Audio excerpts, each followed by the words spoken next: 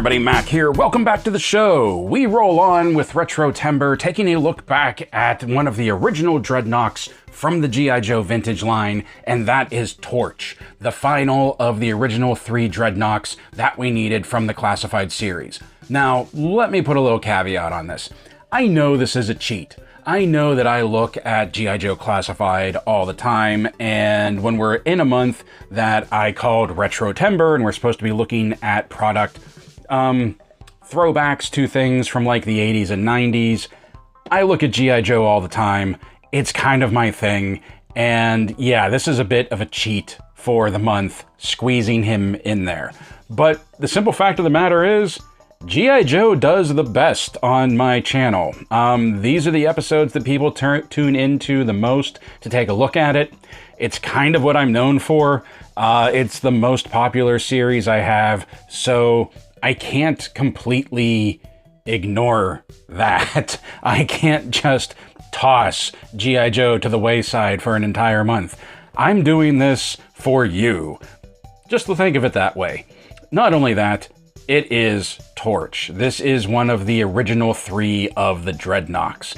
And ironically enough, this was also the only Dreadnok I didn't have as a kid growing up. I had Buzzer, I had Ripper, Thrasher, Zartan, Xandar, Zorana, Zanya. Like, I had almost all of them except Torch. So now, what, 40 years later, 30, 40 years later, I'm kind of feeling, you know, justified in putting this up because this is the first time I've had my hands on him, and I really liked Torch, the look of him, the gear he carried, just the idea that he was carrying around a flamethrower. He was a biker with a flamethrower. How insane was that? And I just loved that idea.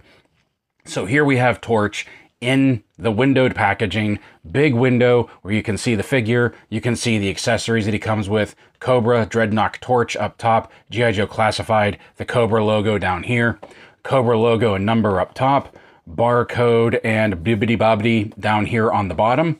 On the side, great picture of the Madman just flaming things. Fantastic.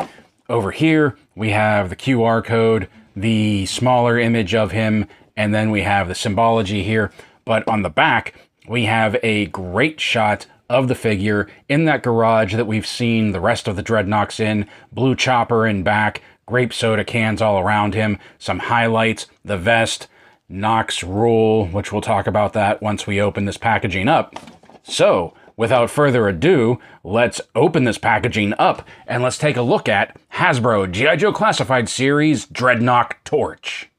And here he is, Torch, out of the box, and putting the tape measure to him, we can see that he is approximately 6 3/8 to the top of his head. Before we talk about anything else, let's just get this out of the way.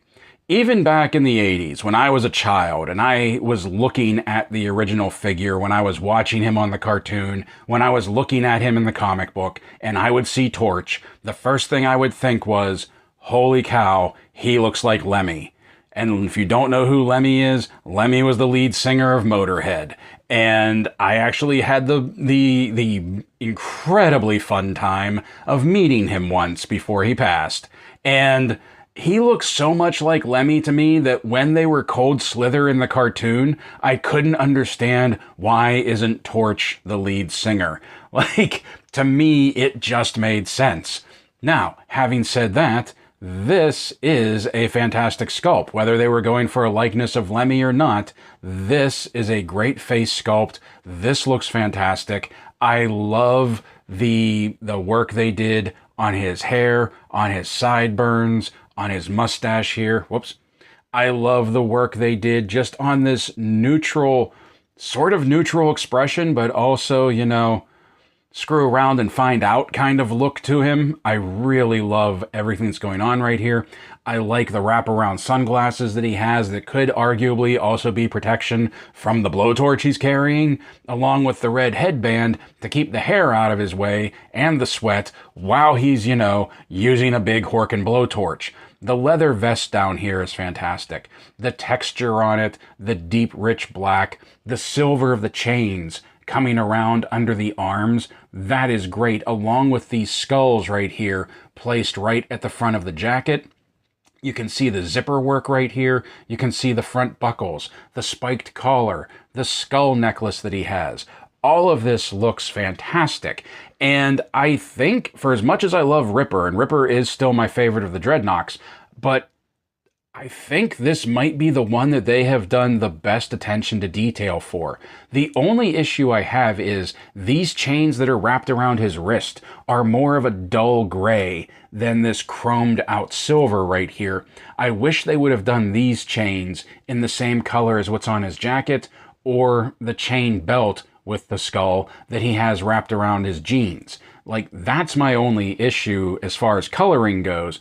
And the paint apps on this are fantastic. Even coming around to the back, all of these silver spikes right here. I cannot find a single issue of like slop or over. Okay, wait.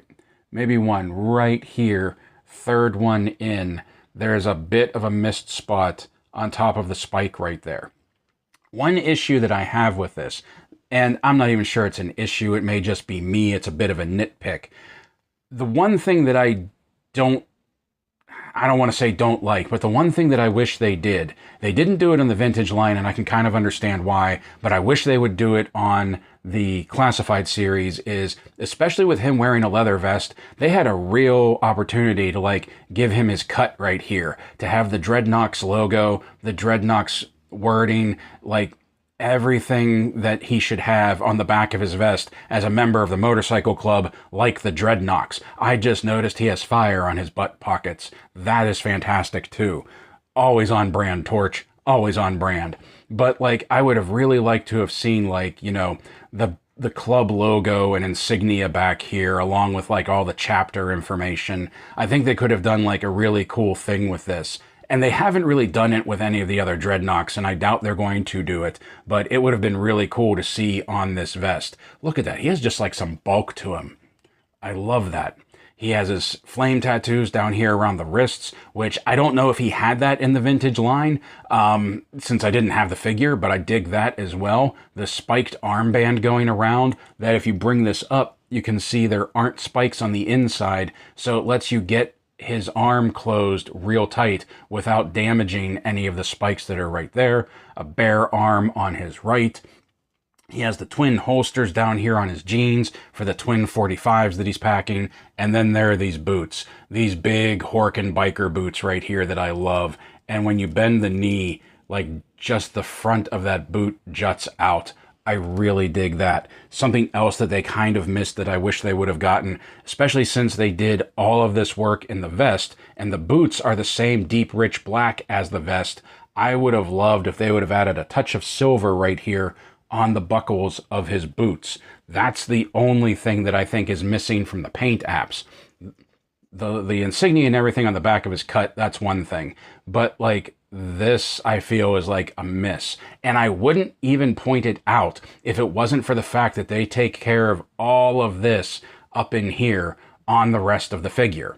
So now we've taken a look at that and just the fantastic job they did on the coloring, on the paint job, on the sculpted details. Let's look at the articulation. That his head will do a full 360 spin. Whoop. He can look up fairly well, and you see he pushes down on his necklace a bit right there. He can look down very well. He has some real good tilt side to side. Arms will do a full 360 spin.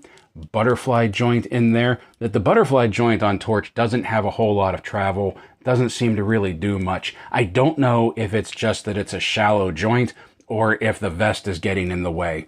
But the arm will come up. Whoop, will come up past 90. It's a little sticky. You just got to work it a little bit. Bicep swivel. Double jointed elbows that the band on this side, the spiked band on this side really stops it. But if you look at this side over here, you can see you can get it crunched in a little bit tighter. Wrists swivel, wrists hinge up and down. That's both of them, which is good because both of them are weapon wielding hands. Underneath this vest, I don't know if you can see right there, you can see that he has like the standard buck with the ab crunch, that he can crunch forward very well. he can crunch back way well. He has a ball joint at the waist, so he can do a full 360 spin. That allows him to lean back a little bit more and push forward a little bit more. And he has some side to side going on at the waist as well. Drop down hips, legs will come out to 90, legs will go back that far. Legs will come up to 90 very well, but once we get the guns in the holsters, they're going to hit the waist right there and stop it right about there. We'll take a look once we have them in there. Push the hips back up. He has the thigh cut hidden very well by the twin holsters. You saw before that he has double jointed knees with some really great travel, especially with these boots on. A boot cut that's actually hidden by the boot, and I love that the knee piece swivels with it. Ankles will rock back way far. Ankles will rock forward way far. And they do have, or he does have, a forward-facing pin for some rocker. So before we take a look at Torch's accessories, there's one accessory, or rather lack of accessories, that I want to address and that I'm fairly thankful for. And that is his sunglasses. On Ripper, on Buzzer, the sunglasses were a separate part and they had to fit over the headpiece, over the head sculpt, kind of hook around the ears, but not really. And I don't know about anybody else, but I have a real problem with those ones either just falling off completely or like one side, one arm of the glasses starts to sort of peel away, bend out from the headpiece. And I get doing something like that for a character like Sergeant Slaughter. But for the Dreadnoks, I would have much preferred if all of the sunglasses would have just been molded as part of the head sculpt. I kind of like, especially with Ripper, that you can take it off and you can see that false eye underneath. But I think this, the glasses being part of the headpiece, I think I prefer that much, much better than Ripper and Buzzer.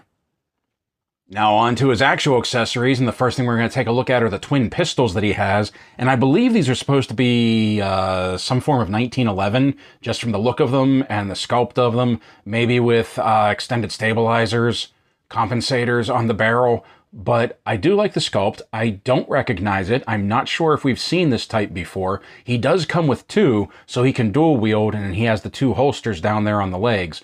But I think there's a decent amount of paint apps to these. Normally I would like to see a little bit more paint app done to it, like maybe some brown on the handle right there. But considering that it seems like they dedicated the paint app budget for this figure completely to his vest and his tats and everything else going on, I'm fine with them sort of going easy on the pistols and really working this, as well as his blowtorch piece, which we'll be taking a look at in a moment.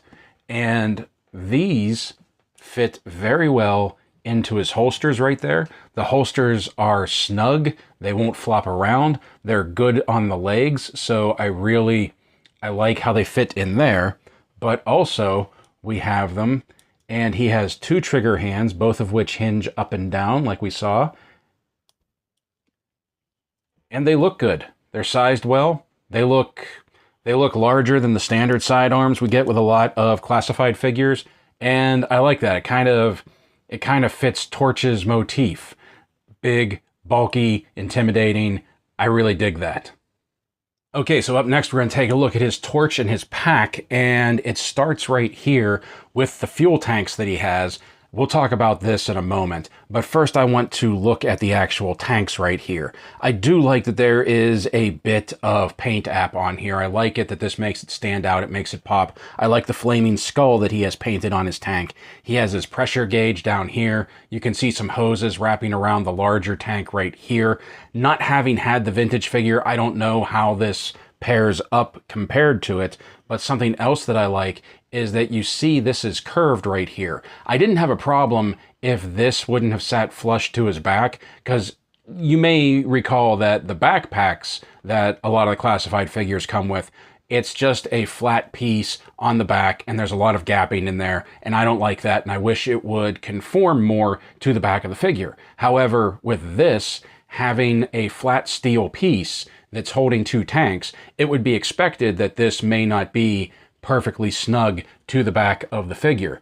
But we put it in. First we have to line up the vest and the back peg hole, but we put it in. It has a snug fit, and I also like that they added sort of like this additional padding down here so that it's not perfectly conformed, but it does make a nice snug fit in there. And I like that. I dig that. The other piece that we have, the second piece that we have to attach to this is the hose, which plugs in right here to the release valve on the side. And then we have the actual torch itself. And let's take a moment to take a look at this. Let's get Torch to stand up first. The base body of it is very much what I remember from the 80s version. The base body is very much what I remember from the cartoon and the comic. Once again, I can't really speak to the figure, but I love this skull that they put on here. Like, Torch just put this skull over the barrel of his blowtorch so that when he lights it up, it looks like the flaming skull is just like shooting gouts of flame. I also like the flame coming up out of the eyes, because whenever you take one of the blast effects, and let's take this one first of all, and you just attach it to the front of the torch, look how awesome that is. The flames coming out here and like extra flames are coming up out of the eye sockets. That looks really cool. This should be flipped over like that. So that looks fantastic. That just looks so cool. The only issue I have with this is that whenever there's no flame in there, the flame is still coming up out of the eye sockets. And I wish these would pop out. I wish these were removable, but they feel glued in there pretty well. Maybe even it's one piece back there. I don't know. Everything is glued and attached, and I feel like if I tried to remove this, I might break them. Maybe later I'll try and pop them out, see if you can take them out and then put them back in. But one, I don't want to break it. And two, I don't think I really want to get that involved with trying to disconnect these right now. I like the look of it. I just wish they would pop out. But then we have our peg on the back of the torch right here, and that connects to the hose. And something that I like, you can see this groove right here on the bottom of the pack, that you can just hook the torch onto the bottom of Torch's pack and he can carry that. Yeah, the hose sticks out a little, but you're going to have that on these big jobs. You're going to have that with these plastic hoses. I think this is the same hose, just not painted, that came with the Techno Viper. It has that same sort of like ribbed, ridged feeling to it. So that is the accessories for Torch, including the blowtorch. And as you saw, we have 3 blast effects for it. We have the one that we just looked at, which is the straight line. We have this one that is basically just shooting a fireball. I think that's upside down. That is basically just shooting a fireball, a short range flame effect. I dig that. This is really good with the translucent orange plastic, and then it has some paint apps back here to give it a deeper red towards the barrel. And then whenever he's not really torching anything and it's sort of like at rest, you have like the little pilot light that is coming out. So you always have some sort of flame coming out of here. So like it sort of compensates for the eyes always being lit up. The only time this gets a little awkward is whenever you take this off and you just hook it onto the back of his backpack, and then like the eyes are still lit up right there. I don't know, once again, I just think it would be cool if you could pop these out so that there would be like a look without the flame coming out of the eye sockets. Now let's talk about this, because this kind of bothers me. And maybe it's just me. Maybe I'm reading too much into it. But when we first saw this during the digital render, everybody noticed that Nox was spelled wrong. The C shouldn't be there. It should just be N-O-K. Nox, Dreadnoks. It even has it. Where did I put the box? Hold on one second. Okay, here we go. It even has it spelled right on the box right here. Dreadnok, N-O-K. So I think a lot of us thought that that was just going to be a typo on the digital render, and it would be fixed and spelled correctly on the actual figure. But then on the next live stream, Lenny came on and said, no, this was there as a joke, that he thought it would be funny that Torch spells it wrong. Any member of a motorcycle club like this would not spell their club name wrong. And even if they can't spell, even if they are illiterate, their brothers would make sure that they spelled it correctly. Okay, so like, you represent the club, you respect the club. Like, they would have spelled this right. This kind of rubs me the wrong way. I understand. This is probably nitpicking, and this is probably just me, but I don't like the implication that, like, he's illiterate, he can't read. Like, I just don't like that. That's just me. I know. I'll get over it, but I just wanted to point that out. And now for size comparison, here he is beside HASBRO G.I. Joe Classified Series Night Force Wolf Spider and Shooter. Here he is beside the Valaverse Action Force Desert Rat and Warpath Eclipse. Here he is with Hasbro Marvel Legends Doctor Doom from the Amazon exclusive Cabal 3-pack and Daredevil Elektra. And just because we're getting close to the season, and to remind everybody that they haven't come out yet, here he is beside the Joe Fest exclusive Jolly Rancher Cherry and Cool Mint flavored versions of the Monster Force Blood Prince Dracula and Omen of Darkness Forgotten King. Here he is beside Lanyard Toys City Hunter Predator and Xenomorph Drone. Here he is beside Mattel Masters of the Universe Masterverse New Eternia He-Man and Masters of the Universe movie Skeletor. Here he is beside NECA Toys Dungeons & Dragons Warduke and Grimsword. Here he is beside Airborne and Me from the G.I. Joe Steel Corps. And now here's the only comparison that really matters, Torch and his fellow Dreadnoks. I cannot put into words how ecstatic I am that I have the original three together finally. As I said, I never had Torch in the original line, and that always kind of ate at me because I had almost every other Dreadnok that was out, but I never had Torch, and they never re-released him after that initial run, and that never sat well with me. Like, I didn't have Torch. How can you have the Dreadnoks and not have Torch? Well, now I have him, and he's rounding out the team, he's rounding out the club, and I couldn't be more excited about that. I can't wait for Road Pig to be coming out. I have him on order, and then after him, finally getting Xandar. The siblings are finished off at that point. Then all we need is Zanya to finish out the family. Thrasher, the Thunder Machine. I gotta get some of these guys some bikes. Like, I love what's happening with the Dreadnoks. I love that I'm getting to fill out the Dreadnoks. Yes, I know Nagahide is out there and I don't have him yet, but to be completely honest, I never really thought of him as a Dreadnok. He just never seemed to fit into the club for me. So, I don't know. I will get him eventually, but he's not a gotta get him, gotta get him, gotta get him. I'm just really happy with what I have right here. Now on to Torch. They did a fantastic job with Torch. Ripper has always been my favorite of the Dreadnoks, but I really feel like they just knocked it out of the park with Torch. The deep, rich blacks for his leathers, for his vest, for his gloves, for his boots, even the holsters for his pistols, the silver paint apps for the chains around his vest, the zippers on his vest, the chain belt around his jeans. It just makes it stand out even more that the chains around his wrists are just like a plastic gray and haven't been painted in that same silver color that the rest of the metal on him basically has been painted. The face sculpt is fantastic. All of the Dreadnoks, including Zartan, have some great face sculpts, and Torch is no different.